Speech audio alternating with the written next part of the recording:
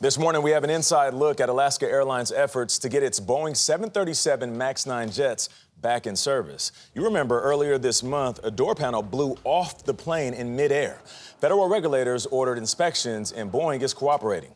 Kris Van Cleave got an exclusive look and access to show you how those inspections are done.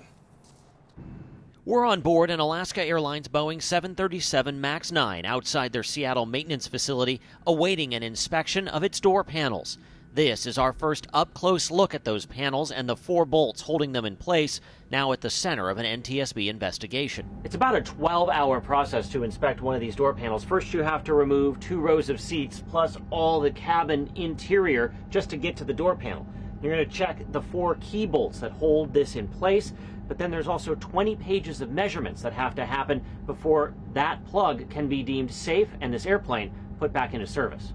I would personally fly next to the door plug and put my kids there myself and fly with me after they've gone through these inspections. Jason Lai oversees Alaska's engineering team working around the clock. You're checking for all the hardware, make sure they're in place, make sure all the hardware are tight. We have found some loose bolts and we need to document those. How common has that been during your inspection? More than we would like. There have been quite a few aircraft where we have found loose bolts. But what I'll say, Chris, is there's been no aircraft with bolts missing. Investigators are still working to determine if those bolts were in place when the door panel blew out of Alaska Flight 1282. Alaska and United Airlines are flying the MAX 9 again. Alaska is bringing back up to 10 planes a day as inspections are completed. A chess game is a good way to look at it, Chris. Captain Brett Payton.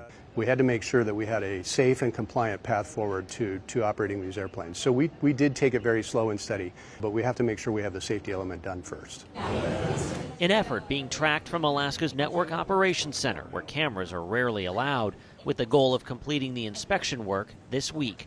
For CBS Mornings, I'm Kris Van Cleave in Seattle.